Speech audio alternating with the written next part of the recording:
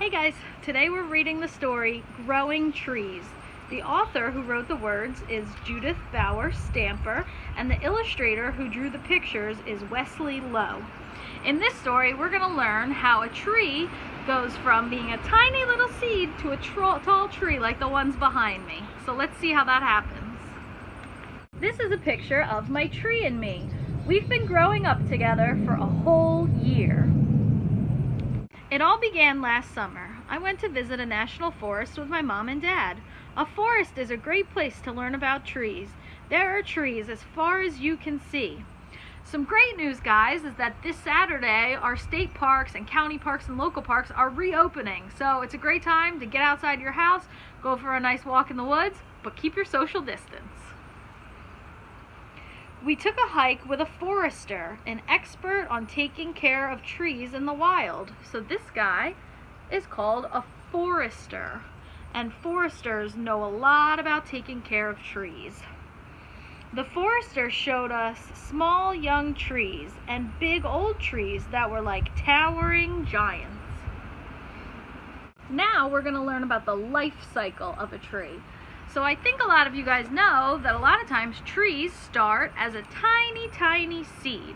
Now for the trees in my yard, there are two different ways that the seeds get into the ground. Pine trees have a pine cone and the seeds are tucked inside, so when it opens, the seeds come out. And this that I was talking about the other day that I didn't know what it's called is actually from a gum tree. And the seeds are in the inside of that. So for my trees out here, this is how they get the seeds. So a tree starts as a seed in the ground. Once the seed is in the ground, a small root starts to grow underground. After that, a stem starts to grow up out of the ground. Let's go see if we can find one in my yard. This right here looks like it might be a stem starting to grow out of the ground. I bet if I pulled it out below it, there would be some small roots. As the stem starts to grow, you might see some buds coming off the side of it. Here you can see where this tree is starting to grow. Here's the stem, and here's some little buds. Soon the leaves will start to grow. As it continues to grow, there is a shoot and the leaves start to grow. Here you can see that from the stem grew some shoots, and on those shoots is growing some leaves. Each step along the way, the roots are getting deeper and deeper in the ground to support the growing tree.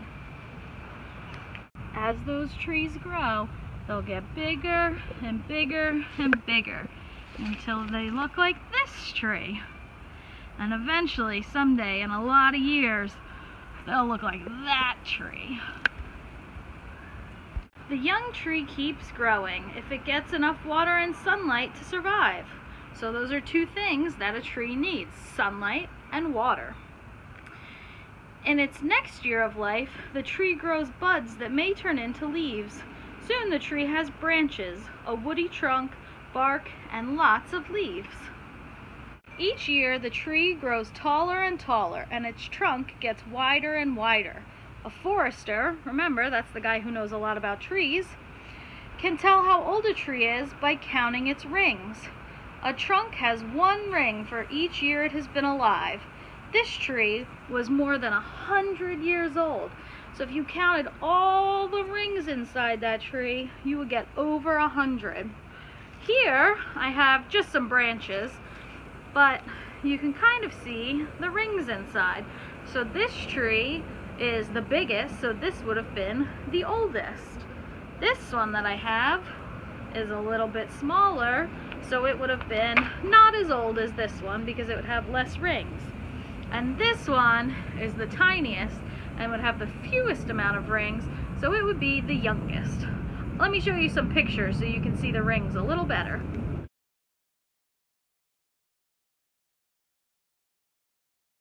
After our trip to the forest, I wanted to grow a tree of my own. My dad took me to a nursery where you can buy flowers, shrubs, and trees.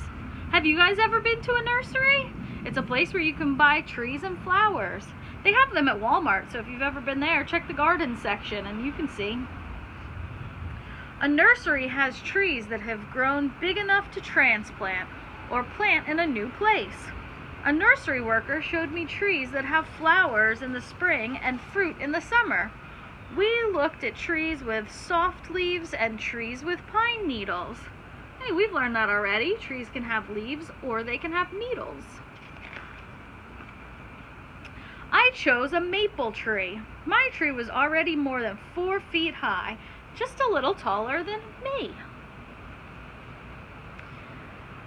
The nursery worker helped us choose a shovel to plant the tree. She highly recommended organic fertilizer to feed the tree as it grew.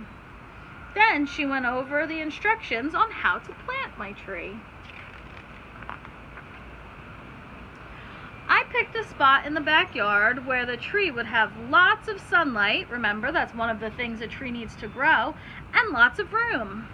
Then my dad and I dug a hole with the shovel. The hole was deep as the tree root ball and about 3 times as wide. So when you plant a tree, you have to dig a really deep hole if the tree already has roots. We carefully lowered the tree into the hole. We loosened the burlap bag around the roots. Then we filled in the soil around the tree, added the fertilizer to the soil, and sprinkled mulch on top. Then she gave it the other thing a tree needs to grow. What's that? Sunlight and water. Oh, here's another person who works with trees. She's called an arborist, and she can check the trees because she's kind of like a doctor.